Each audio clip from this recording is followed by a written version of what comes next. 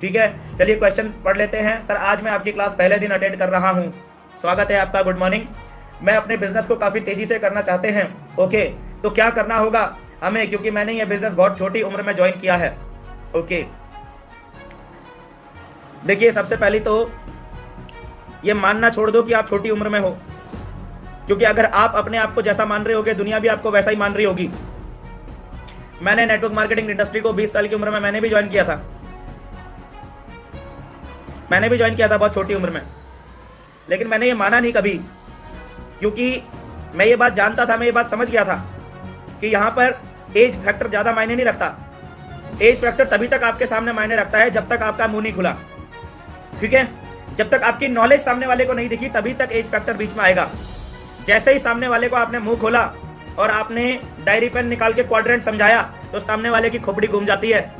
सामने वाला बोलता है ये देखो उम्र है 20 साल की और बंदे की नॉलेज देखो, उम्र देखो इस बंदे की 20 साल की है और इसकी नॉलेज देखो। क्वाड्रेंट खोल के समझा दिया आपने, सामने वाला आपको अपने आप ही नतमस्तक हो जाएगा। एज कहाँ फैक्टर है सर? कई सारे लोग ऐसे हैं जो अभी मेजर भी नहीं हुए, कई सारे बच्चे हैं। आप देखिए दुनिया में कहाँ कहाँ क्या क्या झंडे गाड़ रहे हैं।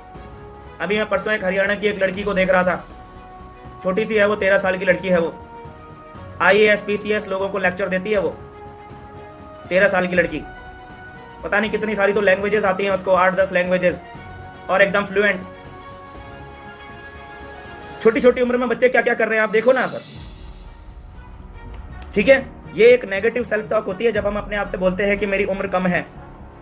ये एक नेगेटिव सेल्फ टॉक है और नेगेटिव सेल्फ टॉक आपको जीवन में पीछे लेकर जाएगी।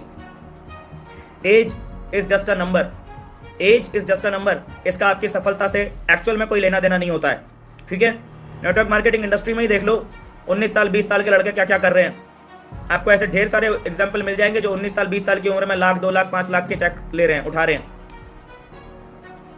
तो ये एज जो है ना, एज सिर्फ एक नंबर है, इसको अपनी कमजोरी मत बनाइए, अपनी असफलता का रीजन मत बनाइए इसको कि मेरी असफलता का रीजन ये है कि मेरी एज कम है। नॉलेज बढ़ाइए। जब भी आप प्रोस्पेक्ट के सामने बैठते हैं तो जब तक आपने मुंह नहीं खोला, सिर्फ तब तक, जब तक आपने मुंह नहीं खोला है सिर्फ तब तक ही वो आपको बच्चा समझेगा।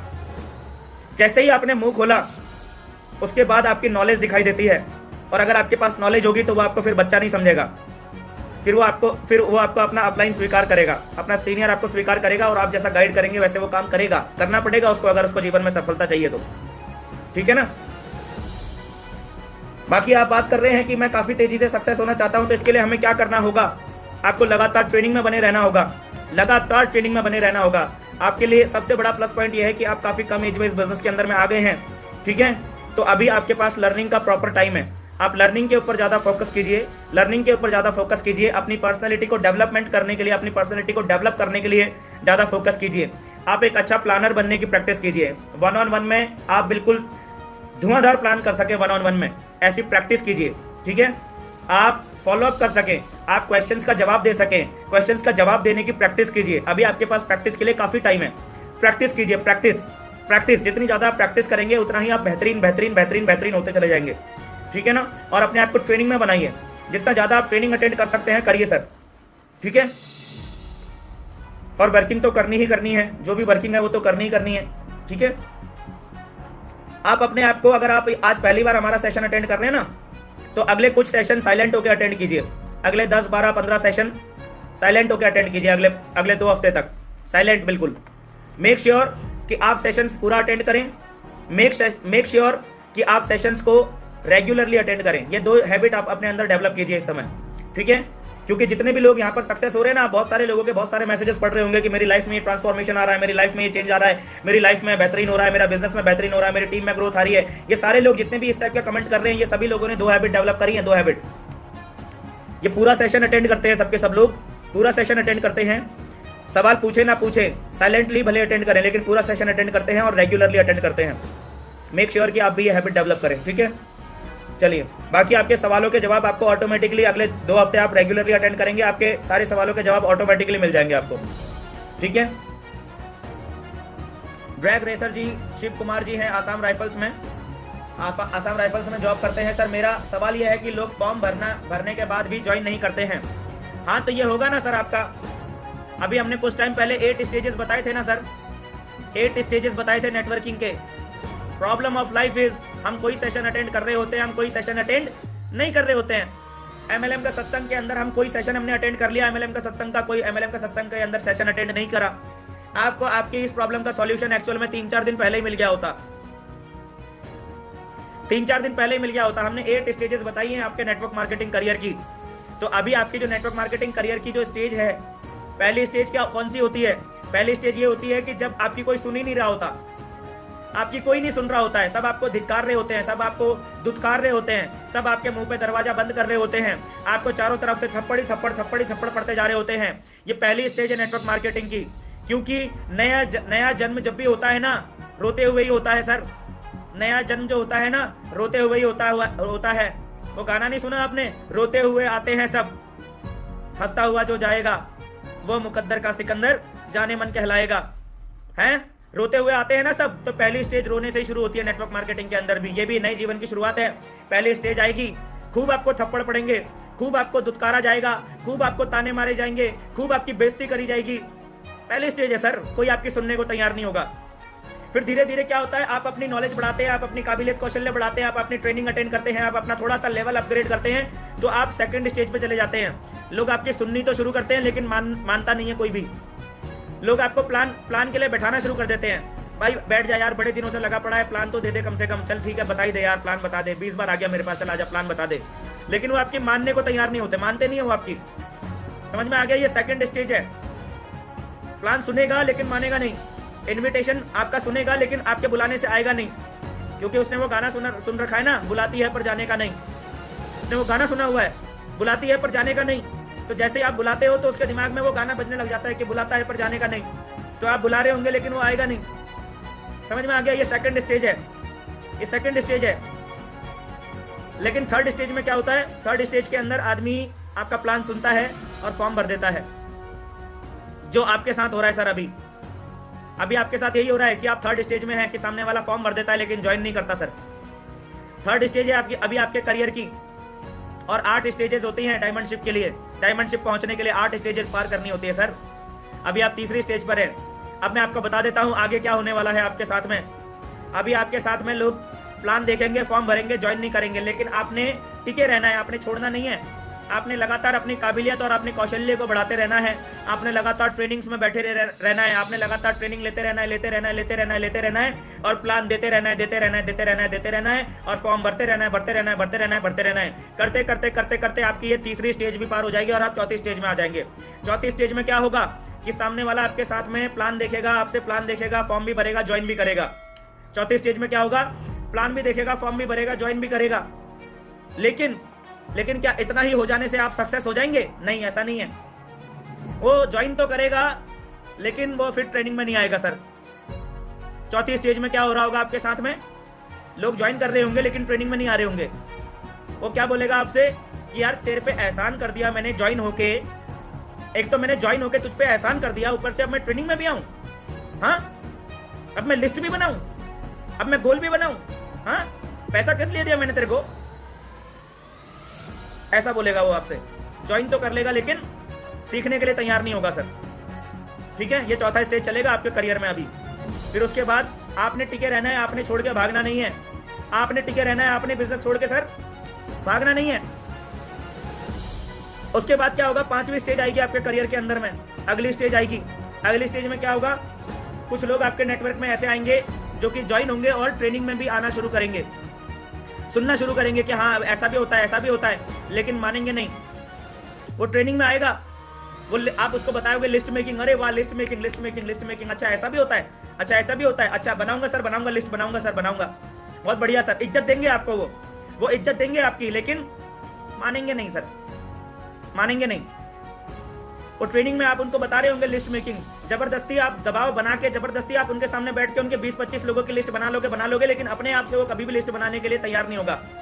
अपने आप से वो कभी प्लान करने के लिए तैयार नहीं होगा। उसके अंतर्मन में वो आग नहीं लगी होगी कि वो अपने आप से कुछ करे, खुद से कुछ करे, खुद से एफर्ट नहीं लगाएगा। वो धक्का लगाने वाली टीम होगी सर, उनको आपको धक्का लगाना पड़ेगा।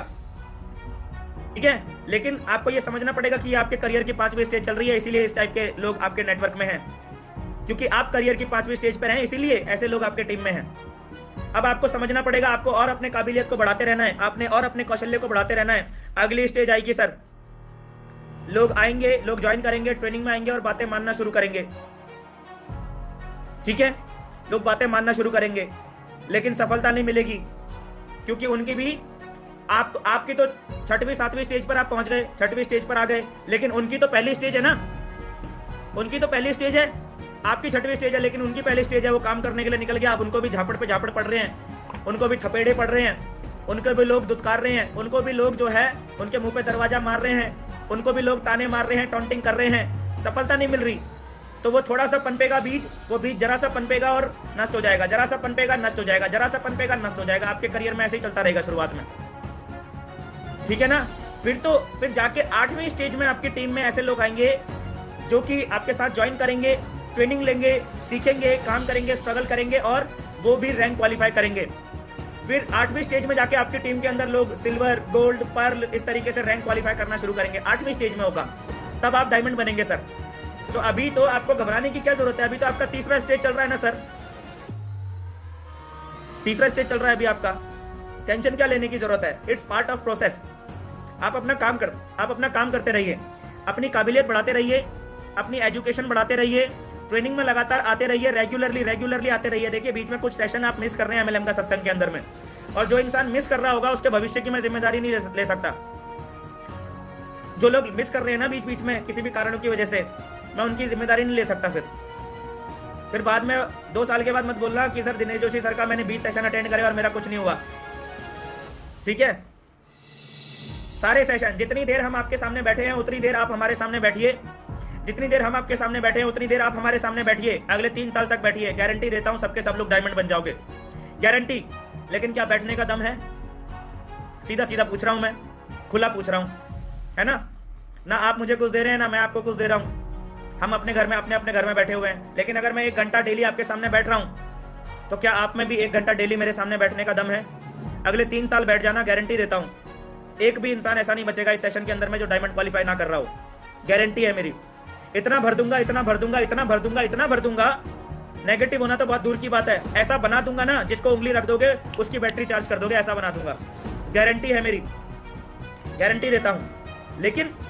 लेकिन उसके लिए कीमत है।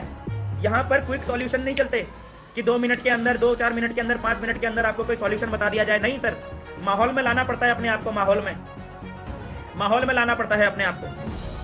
अगले 3 साल के अंदर गारंटी है। और सिर्फ मैं क्या, दुनिया का हर ट्रेनर आपको गारंटी दे देगा कि 3 साल तक वो कर लेना जो बताया जा रहा है। दुनिया का हर ट्रेनर, हर जो अच्छा ट्रेनर होगा, अच्छा ट्रेनर जो एक्चुअल में आपका भला चाह रहा होगा, वो आपको यही बोलेगा, है ना। बीच बीच में हम सेशन छोड़ देते हैं, मुझे नाम याद रह जाते हैं, जो लोग रेगुलर है ना उन लोगों के नाम मुझे याद रह जाते हैं, ठीक है ना। कुछ लोग ऐसे भी हैं जो रेगुलर अटेंड करते हैं लेकिन उन्होंने आज तक कभी कमेंट नहीं किया है, उन लोगों को भी मैं दिल से सैल्यूट करता हूं। जरूरी नहीं है कि हर रोज यहाँ पर कमेंट करें, जरूरी नहीं है, लेकिन यहाँ पर बने रहना जरूरी है, ईमानदारी से। नेटवर्क मार्केटिंग में चलता है ना ईमानदारी का टेस्ट, बहुत महत्वपूर्ण है। 5 ट्रेनिंग आप लोगों ने अटेंड करी होगी, जिन्होंने नहीं अटेंड करी होगी वो कर लें अटेंड 5 ट्रेनिंग।